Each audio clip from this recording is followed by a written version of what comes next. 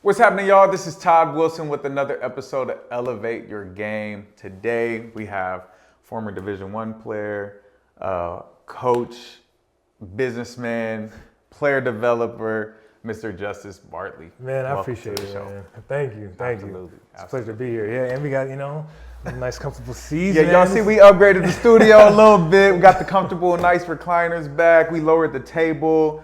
I don't know if you guys see it. Karina, you gotta zoom in. I don't know how we're gonna do this, but we'll post a picture, man. We got this nice little table. All right, man, Got the NBA Jam up, and today we have our new refrigerator with some poppy. Shouts out Kavu Ventures for blessing us with some poppy. If y'all don't know about this drink, y'all, it tastes just like soda, but it only has 5 grams of sugar, and it has prebiotics in it. Schmacking. So. Thank you, man.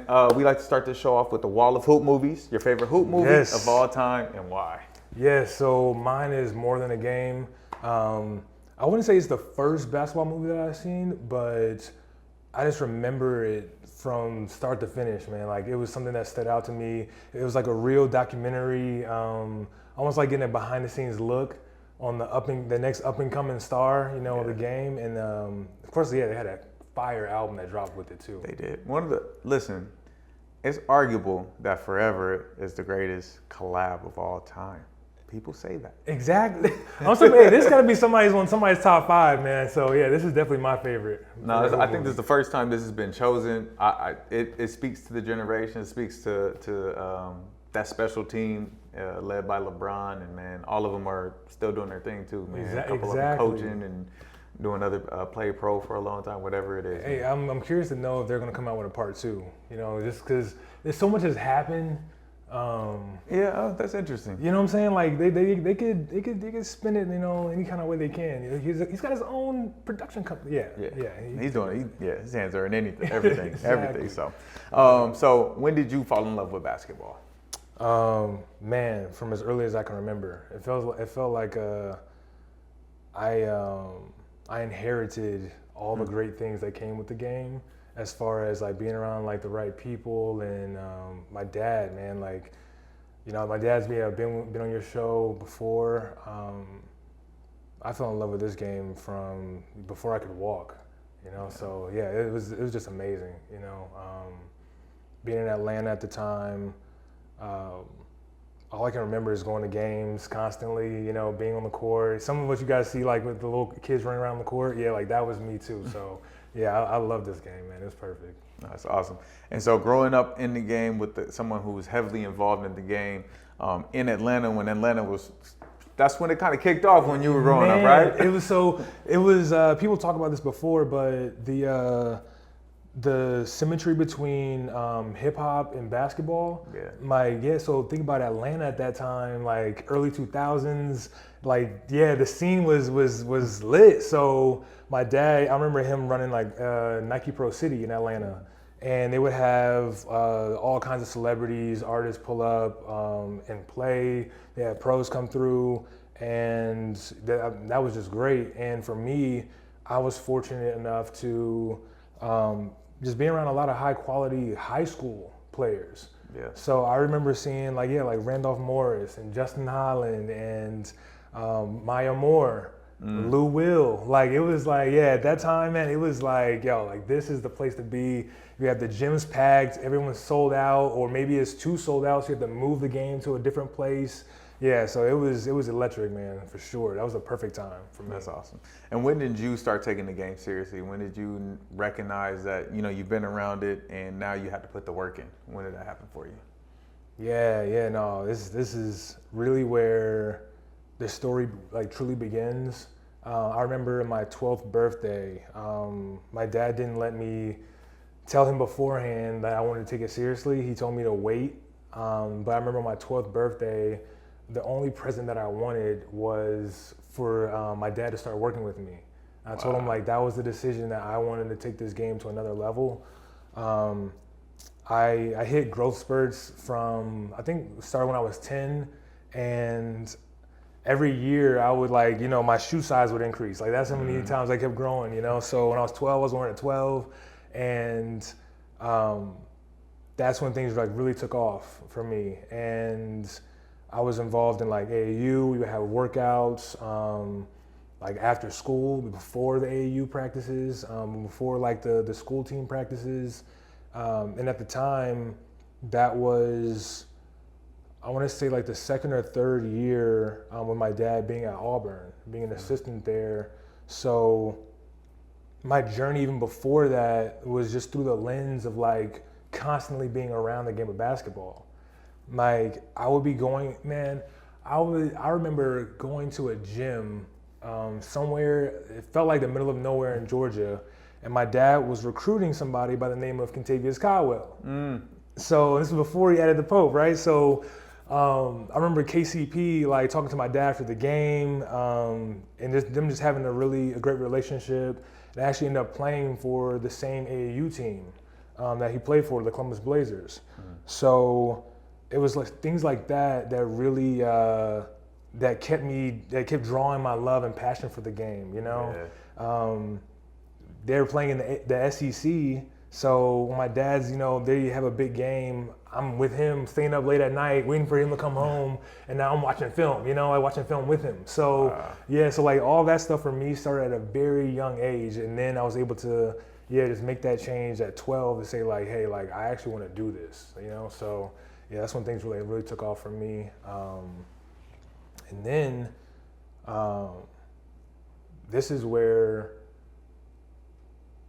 God continues to give us a lot that we're able to turn into blessings and like testimonies, and then it just becomes bigger than yourself. Yeah. So that year, like after taking things seriously, it was great. I played for a couple of teams, we were like traveling and all that kind of stuff was great. The next year, when I was 13, right before that, I was coming off this great summer. Like, so it was like going into my 8th grade year. So that summer, I remember going to Wild World of Sports. I don't even know if they still go down to Wide World of Sports anymore, but like it was just like That's great. Where they do the AAU Nationals? Yeah. They're still there? Yep. Oh, Okay, yeah, sure. Yeah. So, man, so that was exciting. That was fun. And I actually remember, my dad getting calls from other colleges saying like, yo, like your son, like, we want to take a look at him, like he actually might, be a little something, so that was great. And then 3 months after that, in October, I had my first seizure. And so at the time, the doctor, or like the nurse at the school, didn't really know what it was. So he thought I had an asthma attack. And the week after, I had another seizure, and it was at home. And this one lasted a bit longer, and now my mom was able to see it. And we went to the hospital, did a little bit of testing, still didn't know what it was. And then, then I had my third one, and that was the one that it was in church. And man, like I'm so grateful that there was a doctor that was in church with us. And as my mom would tell the story, she would say like, someone pulled her to the side and said, ma'am, your son is having a seizure and I need you to get in the car and follow me to our hospital. And the hospital that she worked at was not the closest one, so it was like a little bit 20-minute ride. At the time, like I was seizing, so I think I remember falling asleep, but I get to the hospital and they give me something, but they gave me too much, so like that put me to sleep for like a week. Oh. So and man, like I can imagine being a parent and like your child is just out for that time and really not getting a lot of answers. But what that did allow them to do is put me through a lot of tests, and they came back with that diagnosis of me having epilepsy. And that's when this things became bigger than basketball, right? Like things were not the same after that. I was the type of guy where I could play on the court all day long. When I played football a couple years before that, I played offense, defense, and special teams. Like I was just, Yeah, I was all over, right?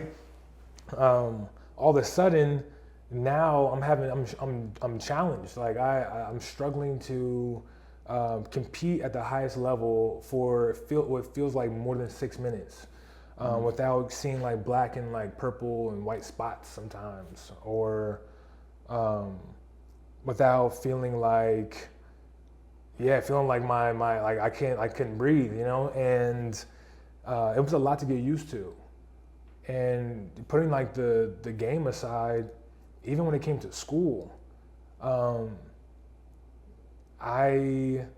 was able to take the SAT in middle school. I like to think of myself as a pretty smart person, but I don't know everything at all. Right. But at the same time, I love learning, always have, and I felt like I went from that to now I need to go to another classroom to get extra minutes to take a test. Wow. And so it was like, man, I mean, shoot, middle school is already kind of challenging a little bit, It is. Like, it is. Everybody's going through changes, everybody's like changing or whatever, but that felt like I was singled out. It felt like I had a spotlight on me and everyone was watching me go through this entire transition of the guy that plays all the time and great to be around to now I'm trying to figure out how I can even keep up with everybody. Do you know what triggered the epilepsy? So doctors over time have said a couple of things.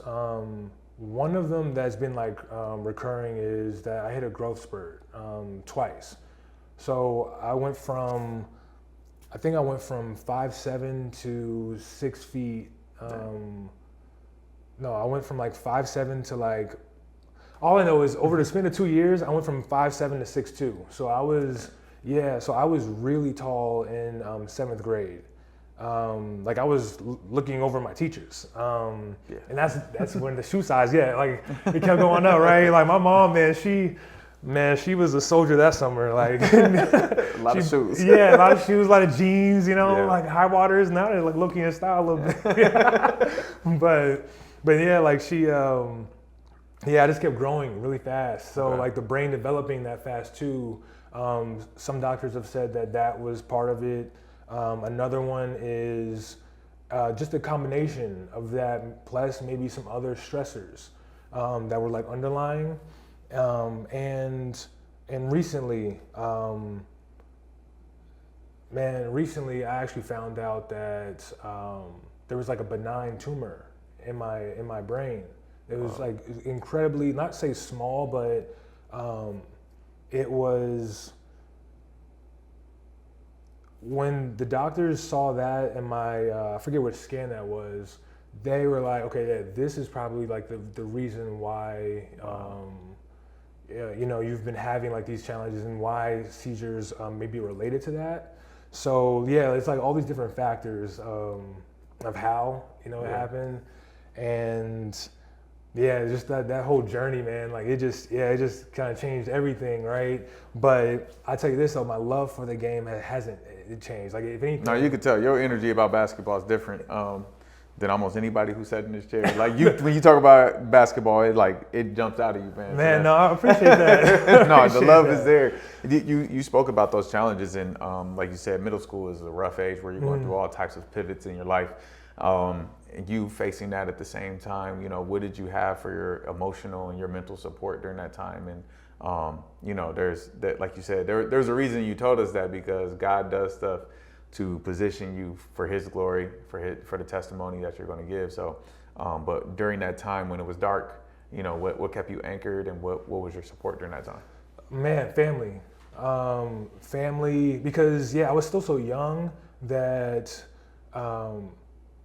just didn't have a clue about anything, right? But at the same time, I was old enough to know this is not what I want. This is not what I want for my life. I didn't sign up for this. And ultimately just wanted to be like everybody else. I wanted to be normal, is what I used to always say. Yeah. But my family, they've been such a rock for me to like get through that, to help me with those habits, man. Cause like, the medicine you have to take at the same time every day. So it was like, sleeping over someone's house, it became a challenge, like just small little things like that, right? That any young kid wants to experience and to have and to hang out late at night with their friends. For epileptics, that journey is a little bit different. I may not be able to handle going through the normal class day plus basketball plus homework plus hanging out with you guys. So like, and just sometimes it depends on the day, but it's like those types of things that felt like were taken from me and was filled with like that love and support to my family. They really helped me out with that, and of course as I continue to play ball, because like doctors told me that that'd be the last time I'd play any sports. So journeying through high school, it was of course your teammates, being in the locker room, being around those guys, and all that was like those small pivotal moments that continue to help me like get past it and keep going. That, and I'm not gonna lie, man, like just the competition, like just being able to compete and challenge. It became more of challenging myself than it became of like trying to challenge everybody else from like what it was when we first started that whole that journey. So those things all played a role. Man, that's amazing. And what was they said you couldn't play anymore, but you ended up playing at a pretty high level and stayed with it. How did you overcome that? That journey led me to having to know my body a lot more, and then it gave me the discipline I needed, so that was able to transition into basketball too. But I told my parents that I wanted to continue playing, and I'm not gonna lie, man, it wasn't easy. There were times when I would unfortunately, because I was stubborn, man, like but again, it's the game that you love, right? Like I had to tell coaches before playing, like, hey, I have this condition and I still want to play. And some coaches, they were okay with that. Other coaches, they weren't as comfortable. Maybe a little bit was like the liability, or maybe it was also just that comfort level, between like, hey, I don't know if I want to be trusted, the hands of your life or things like that. But either way, some coaches allowed me to continue playing. And whenever I got to the point where I needed to stop, I had to be the one to make sure that I communicated that to them. So it made me accountable. So it was like all these types of factors that essentially continue to like transition into playing the game.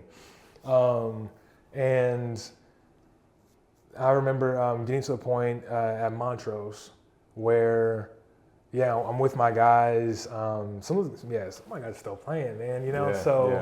Like Jarrell Brantley, Pat McCall, and Zoe. Like my dad's talk about all these guys, I'm sure. But that year, it was a tight knit group that was always in the gym, and I ended up committing to Cornell, and because like I said, I love learning. Committed to Cornell, fell 1 point short on my ACT because I hadn't taken ACT or SAT the whole time in high school, because I took it when I was younger. Like they asked me to take it because of like their rules are different. I take the test, I fall 1 point short, but I end up going to prep school. And my dad always gave me something that stuck with me this whole time, and that's, you can either get bitter or get better. So when I was younger, facing those problems, like it was the same thing, and with this one, that hurdle, it was no different. Sorry, I'm smirking because I hear your dad's voice. You can either get bitter or get better. Exactly. So you know it. What I'm saying? Like, I see one thing though, that dude is consistent. Oh no, man! One of the most encouraging dudes I've ever been around, man. He got bars for days. I'm telling you, we're literally trying to pick clips out of what to post from the podcast that he did, and it's like we don't even know where to go because it was so much good information, man, so many little puns and fire. He just spits fire, man. So. Man, and that's what I grew up with. So yeah, like he coached me my senior year at Montrose, and yeah, so I was able to go to prep school. What prep school did you go to? Notre Dame Prep. Okay. Yeah, up in Fitchburg, Massachusetts, man. Yeah. So yeah, they had a lot of guys come out of there who were pretty talented, but. I feel like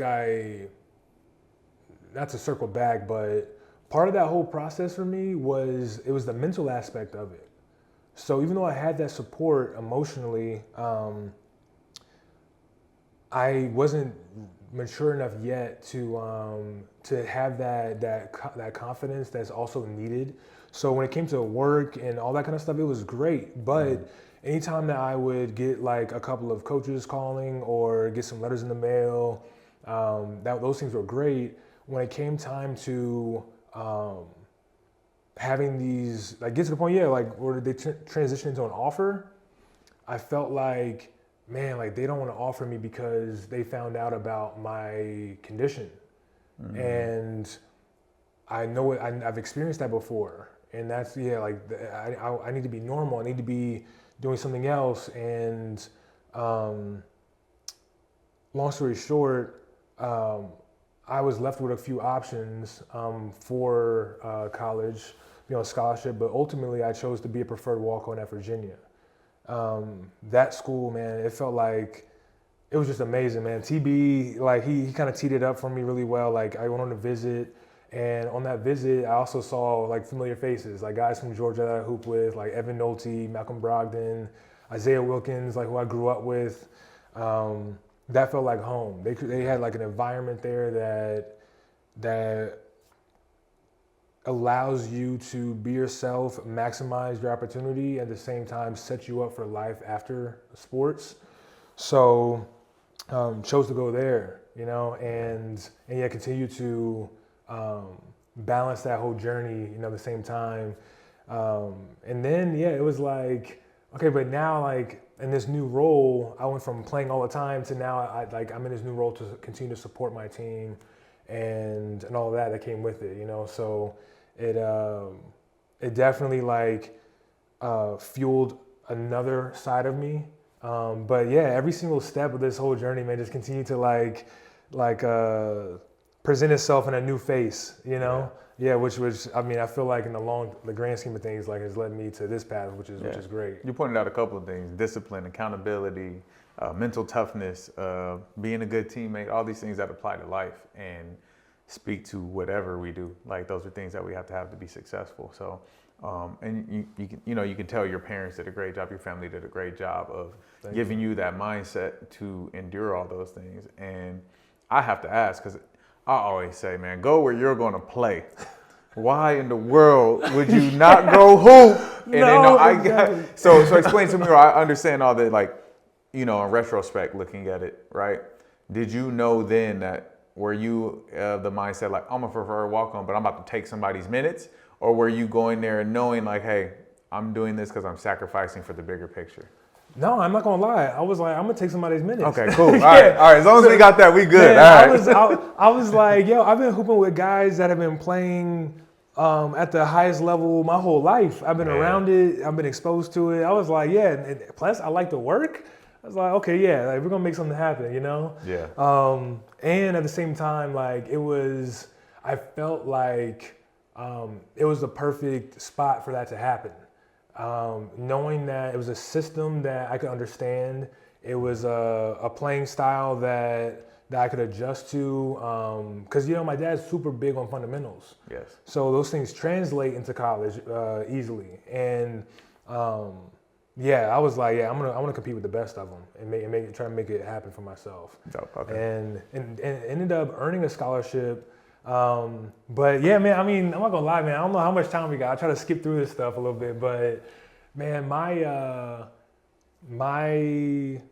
third year, going into my third year at UVA, I wanted to play. That's when that itch was like, okay, now I gotta, time, right? Now I gotta play. Like, I can't, move it and all that kind of stuff. But my parents wouldn't let me leave. They were like, you can't leave this school without a degree. And you're almost done? They're like, yeah, not a chance. So what I did was I took twice as many classes to graduate early. So I took 50 I took 50 credits. In a year? In a year. Yeah, I took eight classes in the fall and 7 in the spring.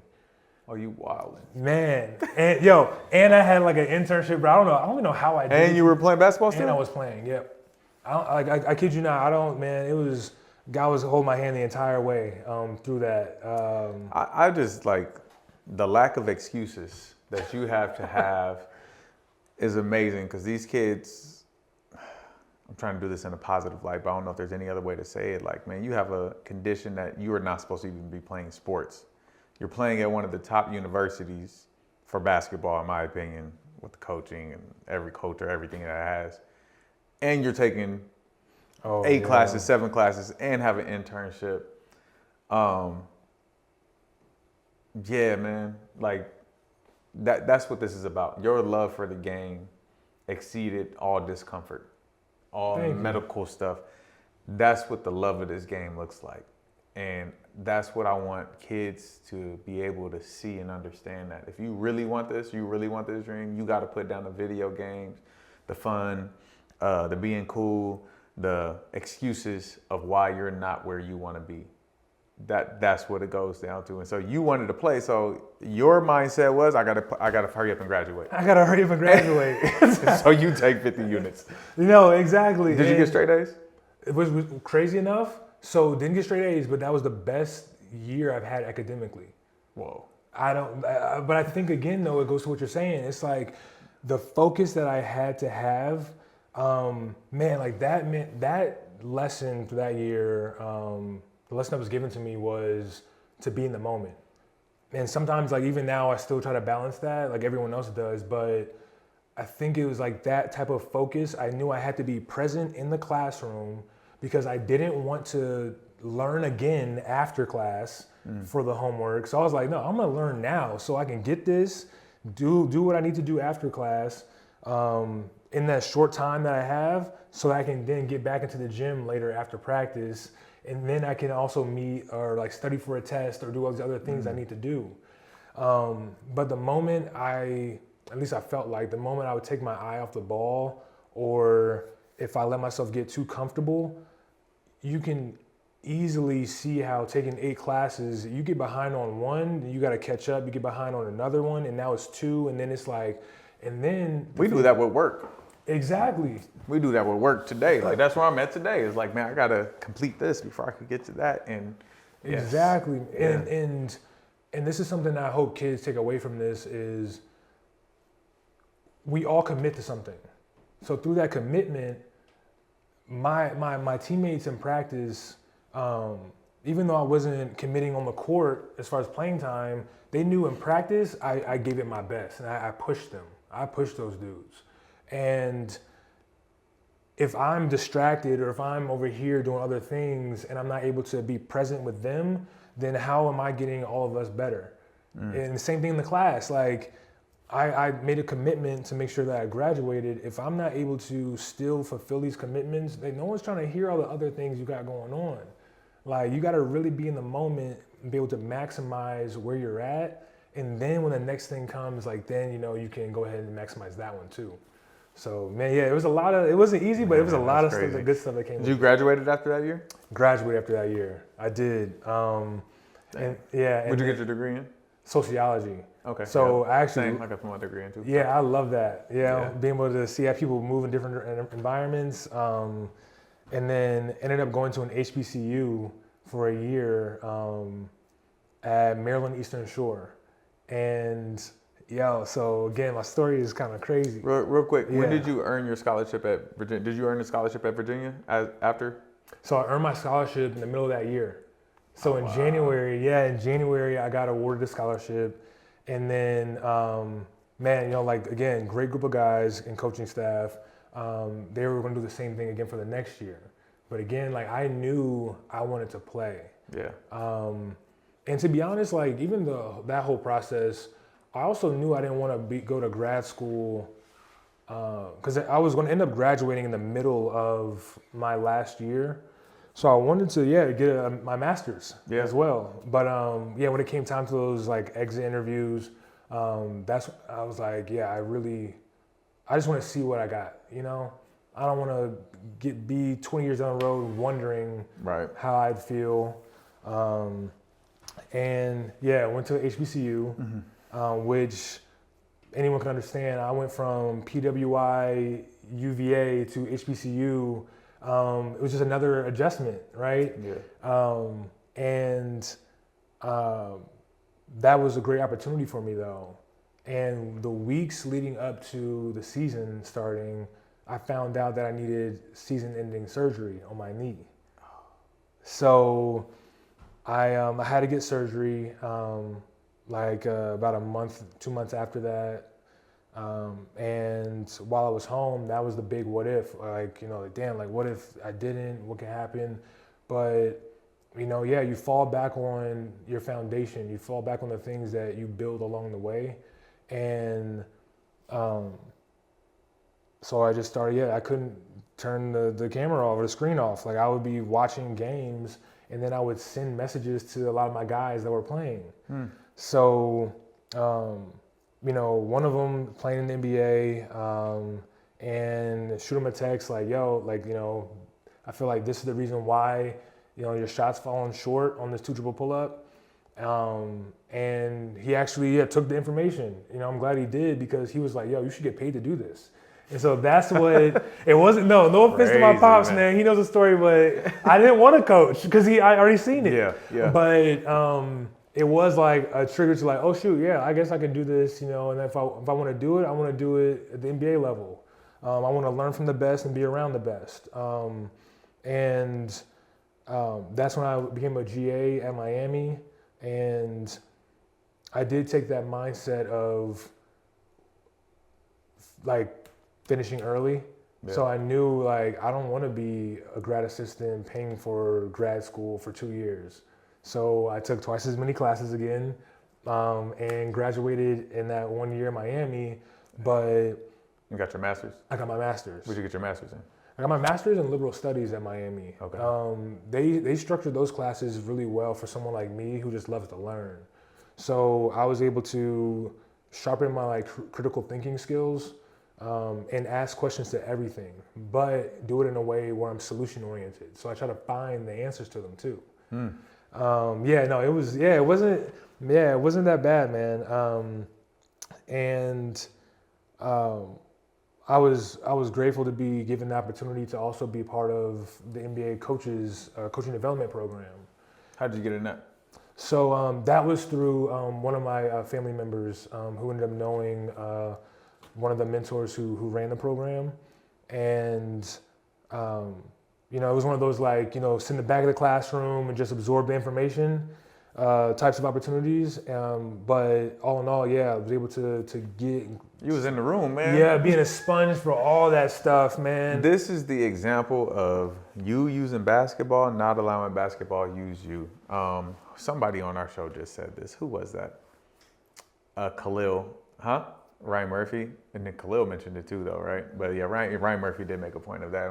We're like, you allow basketball to take you to where you are and to use these scholarship opportunities to get your degrees and get to where you need to be, and following what life gave you, right? I talk about it a lot, when we follow God and what he has for us, right? A lot of us try to go on this journey instead of just walking with God, being in that moment. You found out that you can make money being a coach, watching film by just being yourself and being you. You're like, oh yeah, that's a good point. Let me do this. Right. You just kind of roll with it. I think not enough people do that when they find something they're good at and they don't, or find something like a niche or find something that excites them. And hey man, just do that. Go ahead and pivot. It's okay. Right, man. I love this podcast, this show that you have here, because it does create this space where at least it feels like I'm able to get like reflect on these things, because some of these things I even forget myself a lot of times. I think a lot of us on our journeys, we want to be as present as possible, which is great. But remembering those things along the way, to be able to use it for other people to, like also learn from, just creates a cycle, where we're just continuing to sharpen ourselves, but also sharpen other people, So That's what it's about. yeah, that's exactly what it's about. There's somebody in your situation. It may not look exactly like yours, but there's somebody, has an injury, in a situation where they're not playing on the court, and whatever it is, and how you've navigated all those situations and still wake up with the joy in your heart of the Lord and of basketball is amazing. Like, that's what this is about, is staying connected to this every step of the way. That's why I have this show. It's like, hey, everything, if I can't train anymore, hey, at least I could talk about basketball all day in a very productive manner. So it's about being connected to the game. So you got into so you went GA at University of Miami. So you've had an amazing basketball education as well. Let's just talk about your journey. Your pops. Tony Bennett. Jim Larinaga. Oh, what? Man, what? And then get this. It's the pandemic. So I'm thinking to myself, okay, I'm about to graduate and I'm about to go and get straight to summer league and start connecting and get a job in the league, whatever. The pandemic came with that shutdown, and all of a sudden, all your plans that you thought you had was like, yeah, right. You know what I'm saying? It was like, yeah, you thought this was going to go this way, right? But I remembered, just trying my hardest to keep sharpening my skills. But yeah, it wasn't until November. And it all came with just laying this seed, man, of just being, like you said, like myself. I like gravitating towards people. I like connecting a lot of people together. I like being the person that's the plus one or the net one in a group. Yeah. So I ended up meeting this cool dude, man, Parker Hines. That's my guy. I met him before I got to Miami, and wanted to meet with him, just learn more about his position in the NBA and grow from there. What does he do exactly? So now he's actually with the Texas Legends. Okay. Yeah, on their coaching staff. And over time, just started building a relationship. But long story short, that seed that I planted at that point, even though those guys are busy in the league, you may not hear back from them as often as you think that you should, because it's I'm trying to get in. He ended up floating my name to another guy, Blaine, who's now an assistant with the Hornets. And like another brilliant-minded guy. Like, I've just been around brilliant guys, and he gave me the opportunity to interview for the Bucks. And so in November is when I got my first opportunity to join NBA team, and it came with being with Mike Budenholzer and that entire staff, with that entire group of players and that entire front office, and won a championship that first year. Of course you did. Of course you did. After everything. After everything, man. Like, after the highs and lows, not knowing what's next, not knowing what's going on, really not knowing, okay, is it worth it to pay for grad school? Just all these, the level of uncertainty that's there. And then, man, God's like, don't worry, I got you. Yeah, here's a chip. Here's a chip. What did you do with the team exactly? What was your position? So my position, I believe, was video and player development assistant. So really just being the guy that's just around and available for everything. I remember Charles Lee mentioned that was one of the biggest things, be available. Yep. So my job was to help them with workouts, help build scouting reports. You do everything in that position. Everything. Yeah, people say it says video analysis, but no, you literally do everything. Yeah. Before I got that position, Blaine told me, you're going to get a PhD in basketball. And he was not lying.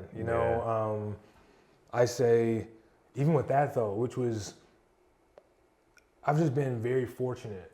Like I told you before, my dad being around the game, for me at such a young age, my dad, he may not speak on it, but my dad was that dude in New York too. And so he grew up playing the backcourt with, Kenny Smith and, all these other guys. We'll probably end up mentioning later, but I had a coach, I remember telling me that, he's put 10,000 hours into the game. And he's like, soon you'll get there. And for me, it felt like I'll probably get there, but I know I'm not that far off, you know? Right. So it was just that being in a fortunate position, like you said, to come with 3 coaches that are very sound coaches, and then get to Bud and learn all of that. Man, this felt like, okay, yeah, I'm learning the best of this game, so yeah, it was just a great opportunity, and at the same time, being able to be around those guys that were playing, that's another part of it. Being around pros. Yeah. Like I was around. There's a difference. There's a difference from a NBA player and a pro. There's a difference. I was around pros, man. That was amazing. How it's their approach every day. It's the consistency. It's the mind, the will. There's so many different qualities that each guy has, and again, falling back on these degrees, I'm able to observe how guys interact in certain environments. So I'm the sponge in the background. Sure, I may be running around doing stuff, and the lessons I learned from focusing, cool. If I know that I can get my work done really fast and do it accurately, now I can go and just start learning and just start observing all these different things. So yeah, no, I got the front row seat. Awesome. What's the most valuable thing that you learned from Bud? From Bud, oh yeah, it's the attention to detail. Bud does not play with that. I definitely think it's a Pop thing, everyone from history. But I remember that and this is some very critical things that apply to life too. But I remember, I was up all night getting this scouting report done, and we put a lot of data on these scouting reports. So I added a comma instead of a period, or it should have been a decimal, and Bud saw it, and that was basically, if you're not going to take the time to pay attention to all the small details of this report, why should I pay attention to the rest of it? Now, mind you, they still get their job done, right? They definitely read the report probably after or something like that. But that was a lesson for me. It doesn't matter how fast you do something. It doesn't matter if you stayed up all night, working on it, perfecting your craft, getting it done, whatever. When you go from that to what you're presenting to somebody, that thing better be as accurate as possible. It better be meticulous about what you're putting together. So yeah, that was a really dope lesson that I learned from him. That's a lesson I just learned, man. It's for me, just in life, I'm very, what do you want to call it? Kind of go with the flow of things. I go hard. I definitely have that energy, and I go hard at stuff, but paying attention to details where I probably lack the most on most things. On the court coaching, I don't. I'm very, very, very detailed when I'm teaching skill stuff, right?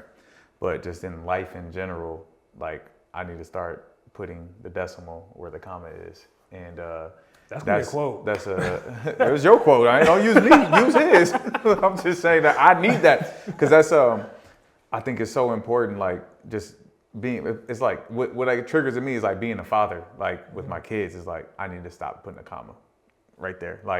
And just the way I work with people, I need to be excellent. I'm called to excellence, and so these opportunities that I want to come to me aren't coming to me because I'm not excellent. I always believe that as you raise your level, opportunities on the level you want to get to come to you. Exactly. Like you did, man. You're an example of it, man. You just grinded, and hey, I'm on an NBA team, and we just won a championship because you raised yourself to that level, and you accepted that without excuses, and developed it. And so Developed it. So I'm about to crack open my my poppy. Oh yeah, yeah. Let me get some of this too. Yeah, you heard that perfect open. It's that cherry limeade. This is infused with apple cider vinegar. Yeah, and it's healthy. It's gonna make you poop. Man, That's what this it's gonna do. is really good. Am I allowed to say that, Karina? So yeah. All right. So you win a championship or whatever. Win a championship. Yeah. Hey, at the time, the pandemic, they had just opened up the arenas for fans to come in. Mm-hmm. Man, people should go back and look. It looked like the entire state of Wisconsin, sorry. That's what I learned there too. What? No, it's not Wisconsin, it's Wisconsin. No, it's Wisconsin. You gotta say it like T-Pain. Yeah. Karina, it's okay. The entire state was there in Milwaukee. Like, there were, I don't know how many people fit inside Fiserv, but I know there were probably the same amount, if not more, outside. Watching these games. And then it was, the parade was amazing. It was just, amazing experience. Those guys, like those, I'm gonna hold on to more stories within that, but yeah, man, those guys, man, they are special, they were a special, unique group. Yeah. And then everything was off because it was like that playoff, that finals was later because we started the season later. Like, they went from the bubble. Oh, that's right. Yeah, they went from the bubble to starting the season like December, I think. Mm-hmm. And Summer League, I think I remember, was like the very end of July. Mm-hmm. And I get the Summer League, and now the league is starting to like trying to get back on normal time. So they're like, I went from Summer League, ended up getting an opportunity to now be full-time with the Trailblazers. So I leave Summer League back home and let my parents know, like, I'm moving to Portland. So for me, man, like, my dad, of course, coaching, I moved a lot. I moved in Atlanta, Auburn, at Montrose, I've been in Rockville, Maryland, Virginia. But then it actually went from, for my last year, Virginia, Maryland Eastern Shore, and then Miami, next year, Milwaukee, next year, Portland, next year after that, Los Angeles. So it was like, I was I didn't have, these things right here would have been like, I'm not putting that up. I'm not putting anything on my walls, nothing, because I know I'm probably gonna be moving in a year. But that time with Chauncey, that was dope. Yeah. That's another, I tell you, I've been around brilliant guys. That is a brilliant dude. Yeah. So, and then, like, of course, Dame, CJ, Rogo. And so same guys. Role in Portland, or a step up, or what was it? Really like the same role, but people should know every organization is different. How they structure their staffs are different.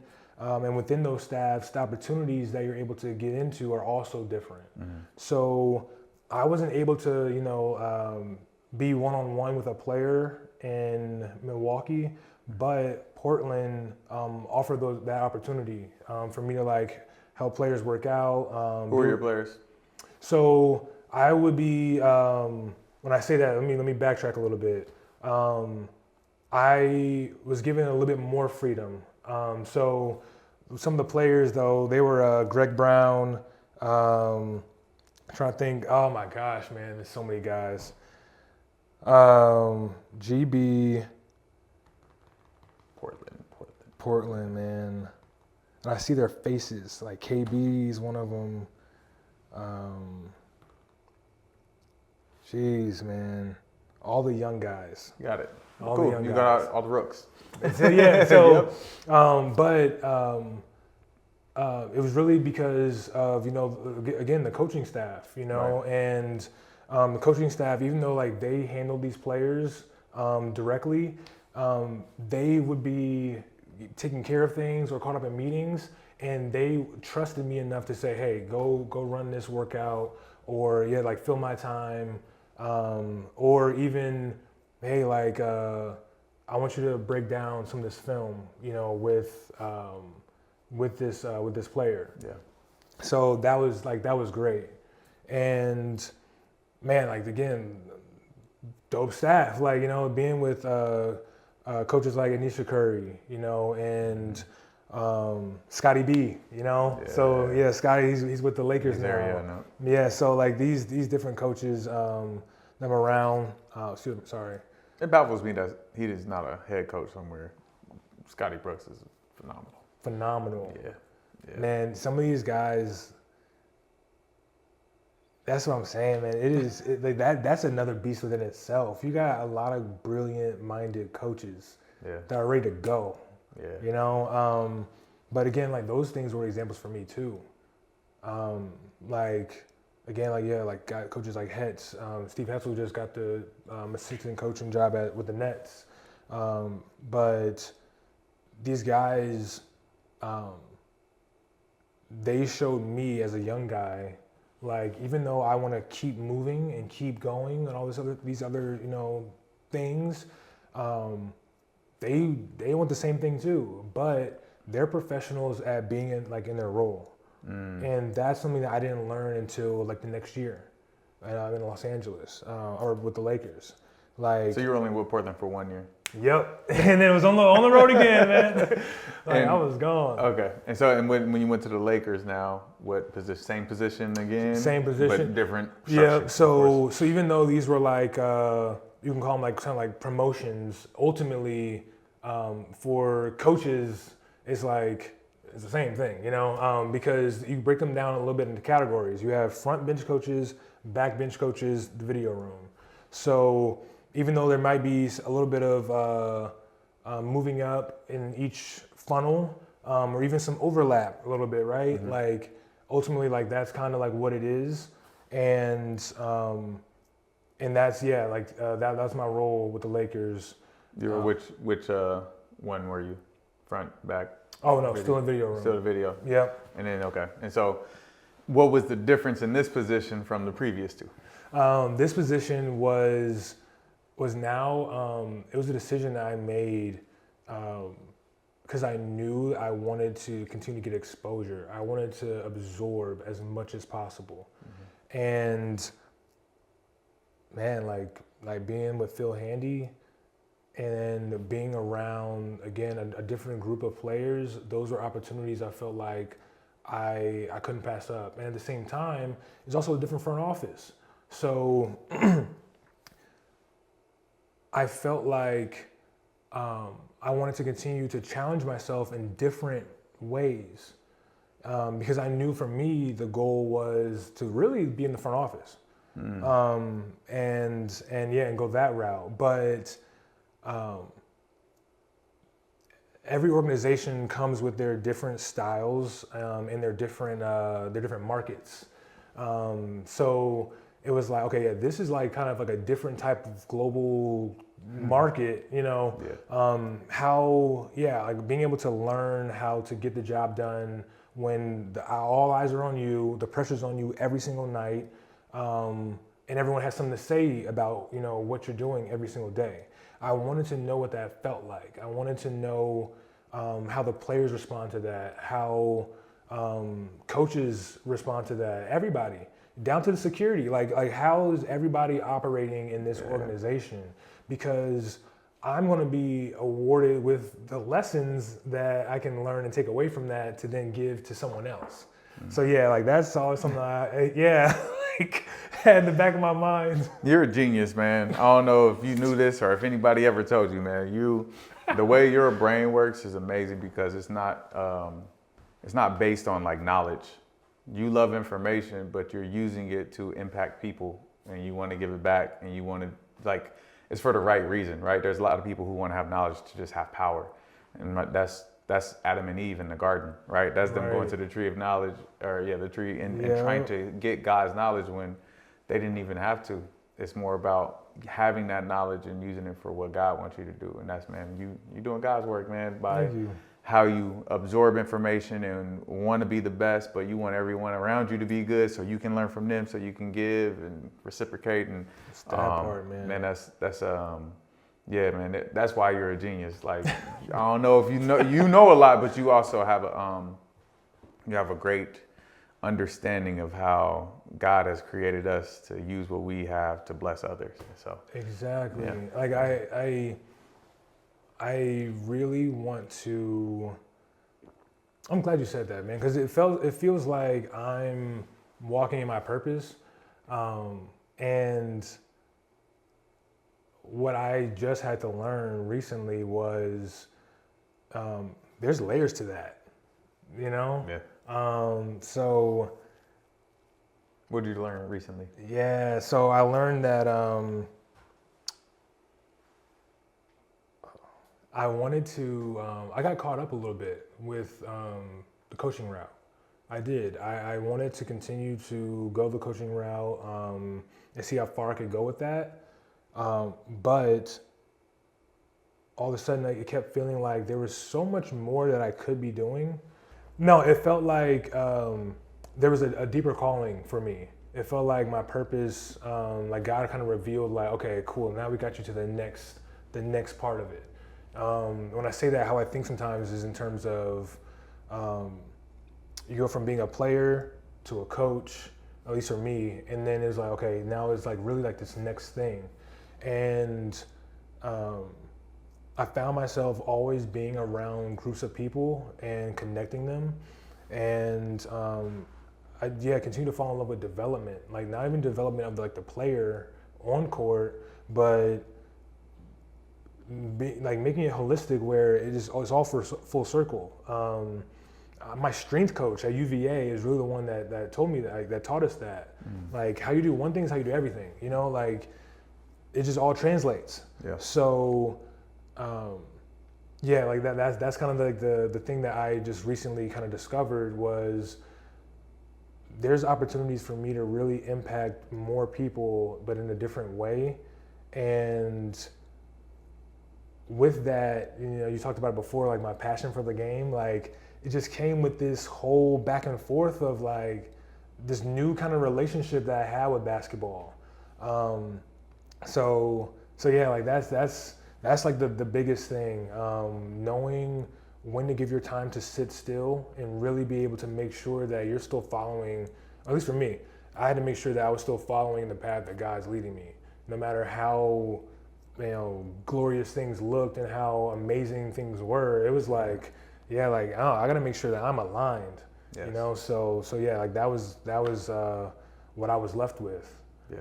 So where has that alignment taken you now? So you transitioned. So you were with the Lakers last year? No, so 2 years ago. Yeah, 2 years ago. This last year, I was able to be more remote. I helped out with scouting, and also was with the coaching development program with the league from the league office. Okay.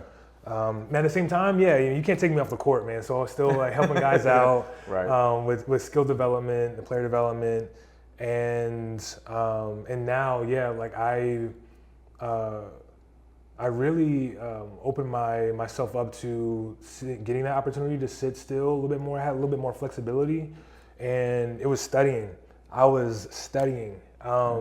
Studying what? So I was studying, for one, all the things that I've learned from these last couple of years. Like, cause like that was probably like the sixth move in 6 years, right? Yeah. So you got to sit down and be still for a minute. It had to sit still, and take up all of that knowledge, and at the same time, really be more intentional about my relationships with people. So some of my friends are playing, and instead of like just catching up on other things, it was like a deeper conversation of, like what are some of the problems that you're having, and a lot of my friends are either playing professionally in different sports, whether that be with a major league like the NBA or the G League, or overseas, or their siblings are also in different sports in college, high school. And I just kept observing a lot of trends, observing a lot of trends, taking in a lot of information, and combine that with the things that I've already learned myself. And You mentioned it before about, giving back to these young guys, and man, I have so much to say about the college space right now. We'll do another show. Yeah, we'll do If you whole... could give me the 2-minute drill of what you feel about the college space. Right now, it's the wild, wild west, and players should right now be themselves more intentional about being in front of or being with the right people, instead of the flashiness of maybe the people or the things. Mm-hmm. And we're trending towards a level that comes with the stories and lessons learned, where some guys may end up losing a lot of money, go into bankruptcy. Their career trajectory may end up changing a little bit because of the way. We're not headed there. It's already happening. I know kids that is happening to right now, who are at the beginning of this NIL situation, and it happens fast. It happens fast. Like in a matter of months, you can be in over your head. Exactly. So those are some of the things that I really absorbed, along with wondering why some of the guys that I'm playing or that I've played with or that I know are challenged with maximizing their opportunity off field or off court as well. So I ended up wanting to create a solution for that. And so that's like what's led me down this path now of being more than a business manager, and a player development coach. But yeah, like those are some of the things that have led me to where I am today. So yeah, it's been really exciting. Are you able to talk about where you're at today, or is it not time to disclose all of it? For right now, I feel like I can say that I am a tech entrepreneur, and I'm building a technology that creates these solutions in an organic way, for lasting opportunities for all of these guys in sports entertainment. And I'll leave it at that right now. Beautiful. Yeah, I love that. I love that. We'll definitely be looking out for what that is. And yeah, man, I know you have so much more to your journey and stories for days. I think the highlights that the mentorship, the people that you've been around have just been like, which helps you along your journey, right? First off, your family, your parents have just built this strong base and this mindset that is crazy. Like, I hope my kids have the mindset that you have. I'm about to go talk to Brian right there. Like, yo, would you feed Hey, them? Brian, yo, I'm sorry, man. Hey, I think it'll be good for you, though. No, I'm about to find out what he was telling y'all, man, because like your mindset is amazing, and just how you can use this game of basketball to transition to where you are if you really take in the life lessons. And that's what you did. You've taken in every life lesson to get to where you are and developing something that sounds amazing for who you are and the people around you, who serving the community that you serve. And so, man, that's what it's about at the end of the day. So. No, I really appreciate that. Yeah, I feel like with this next thing, I'm definitely, I'm putting myself as like the platform, if that makes sense. Like it'll be me. Like the way I approach things, the way I think, and the problems that I want to solve will be like this new technology solution that hopefully many people will be able to enjoy. So I'm looking forward to that. Absolutely, man. That's awesome, man. Thank you for sharing your story, man. And I do want to ask, how has your journey with epilepsy been now up to this day? Like, do you have total control of it? Like, where is it at today? Because you've been able to get through life like a champ, like better than most people too. No, thank you. It hasn't been easy, right? But at the same time, the things I fall back on have allowed me to be able to walk these different paths. Right now, I feel like I'm in a good place. I had some challenges with epilepsy while I was still coaching, but I'm in this beautiful place where I haven't had a seizure for over a year, which is In the name of Jesus, they stay. You know what I'm saying? You say that, man. Yeah, it's a blessing, and I no longer take medicine for it, and will hopefully be able to continue speaking to others about this. Like there's a nonprofit that I'm a part of, 1 in 26, 1 in 26 Foundation, that's going to add a sports twist to what we're doing in the epileptic space, for others. That's awesome. Beautiful, man. Amazing, man. You. We're gonna move Thanks on. for the space, man. The opportunity to be able to talk about these. Man, things. this is what it's all about, man. This is what it's about. We're gonna move to our next segments, man. Our first one is My Rushmore. Yes. Your top 4. So, man, you've been around some amazing people. Yes. Your top 4 pros that you've been around, whether it's on the court, off the court, just amazing pros that you've been around. My top 4 are, is definitely Dame, Bron,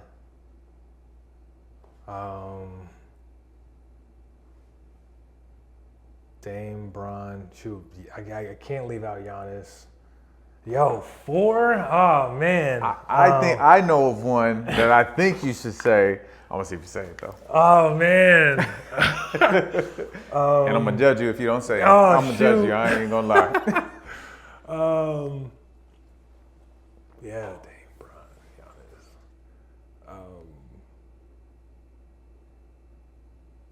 I'm gonna go with my uncle, man, Kenny Anderson. Okay. In respect, you didn't say him, but it's okay because Kenny Anderson's different. That's different. That's on a whole different level. Why those 4? Dame, being around Dame has taught me how to be consistent. This guy, this guy's mind, he's able to live his own life and still keep his values right there in front of him, and you can see it in the passion that he has from it. Like he truly cares about his community. He really cares about his family and friends, and he really likes rapping. And like you know what I'm saying? And be able to do that, and you can see the passion and love he has for the game of basketball. But his just everyday approach and character is what stood out to me the most. And I feel like he proudly puts his communities and networks on his back, like on his shoulders, and he's gonna I'm gonna carry that. Like I'm gonna make a way for you to be able to do what it is that you want to do too. Bron was like this supernatural guy. Again, favorite movie, so it was like that, just coming full circle, being able to be around him every day. That was a joy. That was something that obviously doesn't come to just anybody. So observing longevity, things that last. And even with what I'm doing now, I'm taking like skills that he has been able to do on the court to what I'm doing, because I'm like, I want to make sure my stuff lasts. So it's like, again, like all those types of things, the detail, it's the appreciation. Like, I appreciate my body, and that's why I take care of it in this way. I appreciate the love of my love for the game, and that's why I take care of it. Like, it's that. Giannis was the same thing, like carrying like his story and making a name for himself when no one decided or no one thought you could. And you obviously see the same thing in all these guys, but Giannis is a guy that figures things out, and he knows what works. And he's like, I know what works. I'm gonna stick to that, and I'm gonna be able to do that in a way where no matter who I'm around, like I'm gonna always be true to me. Like these guys, like they all have a switch because they're all beasts. Like these guys, like people don't really understand that Kobe quote. Like, are you are different animal in the same beast? Like for me, that quote hits different because it's like, are you sure, you show up differently. Like I'm in a uniform now, or I'm in plain clothes in another day. But am I the same beast? Like, am I the same type of guy of how I approach stuff? And I see that through Giannis. Like, cause that guy, he's a genuine person who really cares about people, and yeah, man, like going with KA, like that's another guy who I feel like has done so much for the game of basketball, and for players than people realize. Yeah. And people really realize, you know, and again, they all kind of have the same types of qualities about them, like being true to yourself, and really having a knack for figuring it out. And yeah, like my uncle's giving me so many lessons that I was able to take. Even Smitty, man, like Kenny Smith, like these guys have given me lessons when through my journey in high school and college and you know, coaching, that I've just been left with and am able to continue to you know, like pay it forward, you know, and give to others. You know, so That's yeah. awesome. No, that's a dope four. That's a dope four, man.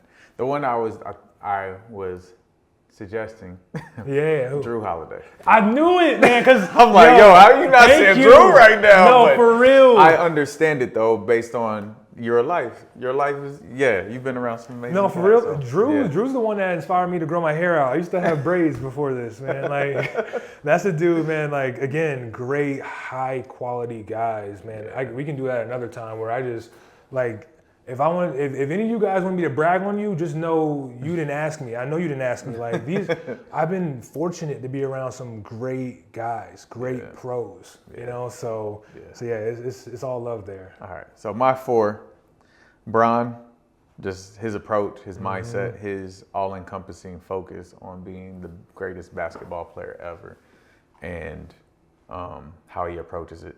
And, you know, we were born a year apart, so he's like my generation. We like the same kind of music. You know, just there's a presence about him, man, when he enters the gym. There's a presence about him. There's a seriousness whenever he's on the court. But then he's just a regular dude, man. He really is just a regular cat who just hoops, man. You know. He is. And so yeah, Bron. Man, it's gonna get tough. I'm around a lot of young dudes because I do a pre-draft mostly. So I gotta speak to that. Someone who's always just, man, he's a really good kid, man, is Taylor Horton Tucker, man. I love that kid, man. He's so humble, but works his butt off. He's just really cool to be around, man. And just shows love no matter what it is. And he asked about my daughter and son, like stuff like that. Like you're saying, like good people, Right. great, and like he wants to be great. He's doing everything he can to be where he needs to be. And so ever since I met him, he's been dope. Karina might have to help me here. Trying to think. Man, I think I'm gonna have to say Dwayne Wade. Yeah, man, he's always been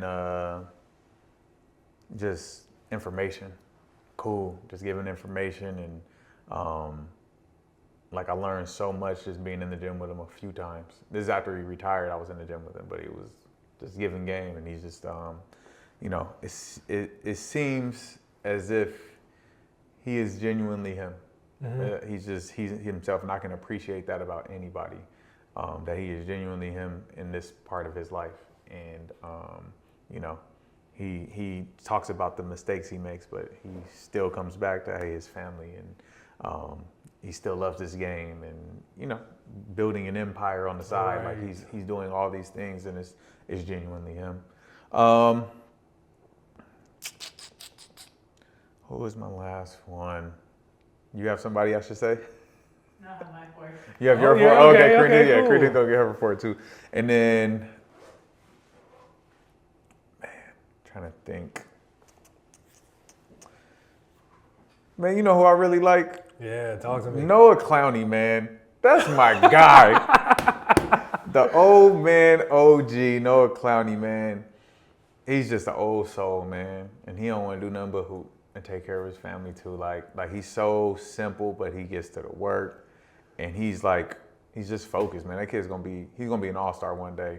I'm telling you, that kid's gonna be an all-star one day. He's just, like, they're just good people. Like, you could feel, like, that's what I'm doing. Like, you can just feel how good they are from the inside out, man. Their base is strong. And so, and those are some dudes that I'm like, man, y'all could come over to the crib anytime you eat and chill. And like, that's what it feels like with those people. So. That's amazing. Karina, yo for it. Karina wants to do her for I can't it. believe it. Because it's my been first around the summer. league. Yeah, she's been around the league this summer, so. Finally.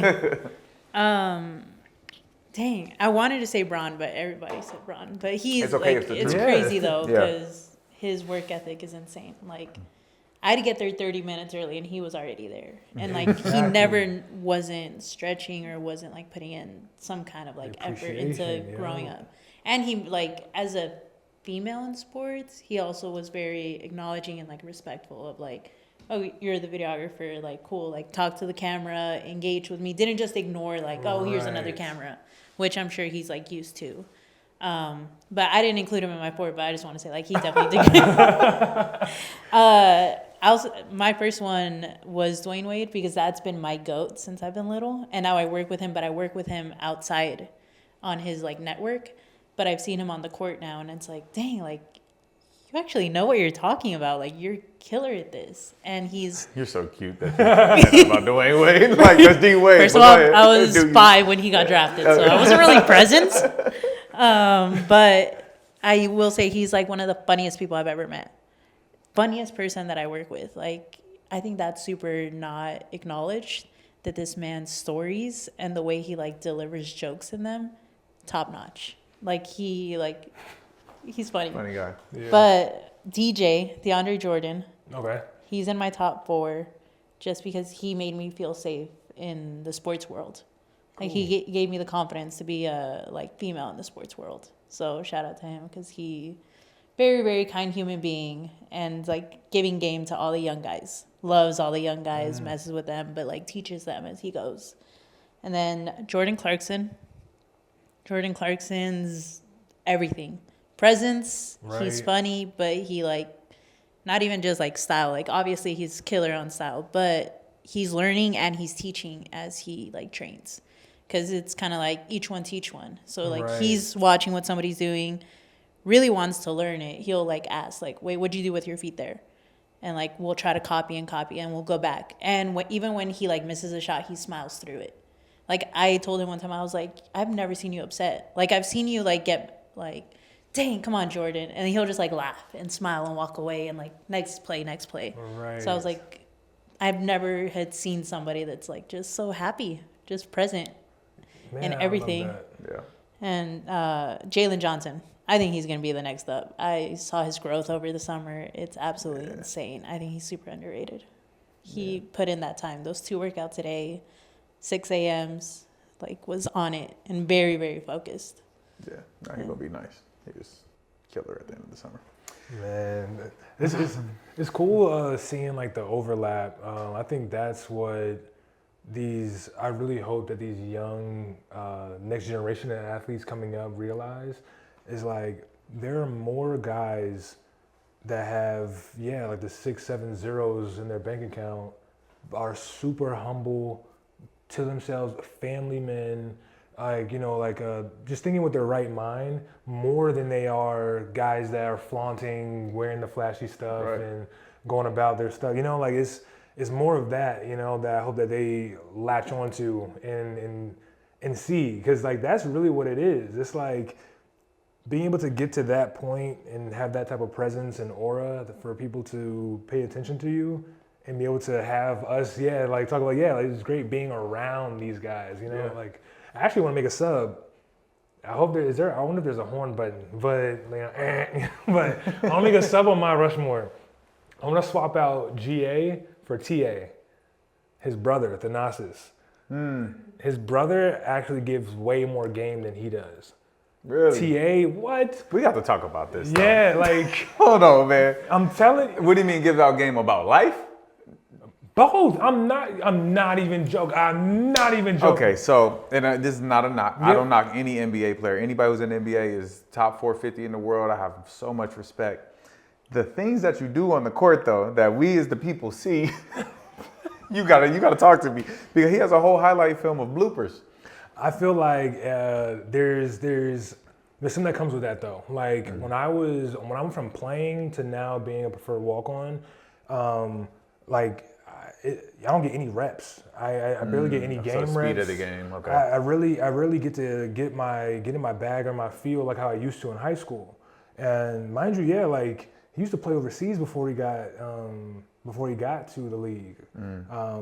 I think like he even played against Luka when Luka was like 16, 17 when he was playing over there. But no, that guy gives knowledge. Like he's a smart guy. But yeah, the things that I do hold on to like a lot are the off-court life lessons. Yeah. He's just filled with game. And yeah, man, like again, they have their own story to tell, but being around it, be able to like absorb it was great. That was great for me. Yeah. That's dope. I like the sub. We might have to get a buzzer in here. I like that. Man, our next segment, man, fix the net.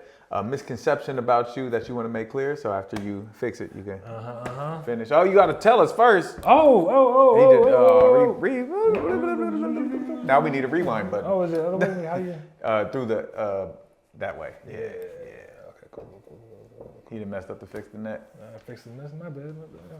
Okay, so misconception about me. I'm just a player development coach, and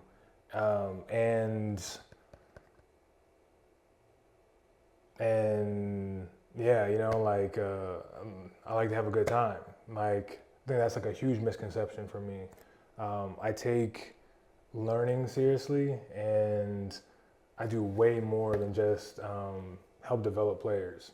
Whether that be while I'm actually training, like in a training session, or again, all these different things that I'm working on. So, yeah, happy to give everybody out here a surprise with that. Yeah. Oh, hold on. And now the net don't want to be fixed. Now they gotta dunk that joint, that's why, you know. Oh, man. Thank you for sharing that, man. Yeah, I'm looking forward to seeing all that you are, man, with that. Thank you. And now we flip the script. 2 questions for me. Could be about anything in the world. Yes. Okay, so my first one for you is how do you want to be remembered? How do I want to be remembered? I want to be remembered as a man of God who walked in faith, who spread love to everybody, and helped people get out of their own way. Like I want to help people realize their dreams. That's all I want. I want everyone to be. I want you to see yourself through everything you're doing, and feel like you're living in your purpose. That's all I want. Anybody I come in contact with, from the kids that I train to the adults that I have in my life to my kids, like I just want them to be the best, be their best self, and I want people. That's all I want to be remembered by. Like, man, Todd really pushed me, or Todd really encouraged me, or Todd really, like Made that impact. Yeah, made that impact to be the best you. So. Yeah, no, I love that. You're doing that. You're definitely living in that. And I can't wait to see like how that continues to unravel, like and reveal itself. Thank you. No, for real, man. Like that's something that I feel like I want to make sure that I'm aligned with too. And a lot of people don't really realize on the other end of that, and maybe you can speak to this too, but I can feel that, and I'm left with something more that's lasting, because of the things that you're able to give to me. Just even this opportunity to come here on your show, those are the types of things that I feel like surpass, any type of dollar value or things that you can really, give and share with somebody. So man, that's huge. Yeah, Thank you. Terrence Howard said it great. And I don't know, he said this. He said there's a God in you that needs to speak to the God in other people. Not little G, but like the God. Yeah. Like that's who you talk to. You don't talk to the person. It's the God that's in you that's speaking to the God, you know, the spirit of God that lives in both of us. That's what I try to talk to. I try to be in meditation and prayer. God, what are you seeing? What do you want to say? Not what Todd wants to say. It comes silly. When Todd wants to say something, we laugh. Like that's what that is. But when God wants something, wants you to see a vision clear. Karina's over here crying again, y'all. When God wants to see it in you, is like, that's what I want to speak to. I want you to feel that. So. Okay. Yeah, shout out Terrence Howard. Right. I hope you doing that, sir. But yeah. Second. That was Todd, not God. Yeah. Second question is travel, man. I'm a guy. I love to travel. Where in Europe would you love, like, your next travel destination would be? In Europe, specifically? Specifically. I've never been, so I want to go everywhere. I want to hit one of them, like, 2-week, 3-week joints where I'm hitting everywhere in Europe. I do not have a specific place. Yeah, literally all of it. All that. Yeah. I want to go to every continent. Maybe not Antarctica, but I want to hit every continent. Me and my wife talk about it all the time. Once these kids get older, we can leave them and we go travel. Yep. They could come to some Wheels of these places, but right, wheels up, we out. But everywhere in Europe. I want to eat the food. I want to experience the culture. Like I don't want the tourist thing. I want to go and like kind of just live there. Yeah. Go learn the language a little bit and go to the moms and pops places, man, and just see the culture. Like I love, like you, man, I love understanding people and why they do what they do and the difference in how we can improve based on what somebody else is doing. So yeah, man. Cool. Man, this has been amazing, man. It has. Man, I appreciate you. It really has, man. You have a 24-second shot clock. That's your camera right there. Let the people know where they can find you. Social media, and any message that you have for them. All right, cool. All my socials are spelled JAHSTCE. So hit me up, Instagram, not really on Twitter like that, but LinkedIn, anywhere, come find me. Message I want to leave everybody with is continue to live in your purpose and live in the present. Absolutely, man. Appreciate you. Yes, sir. That's it. That's all we have for you today, folks. See you next time. Peace.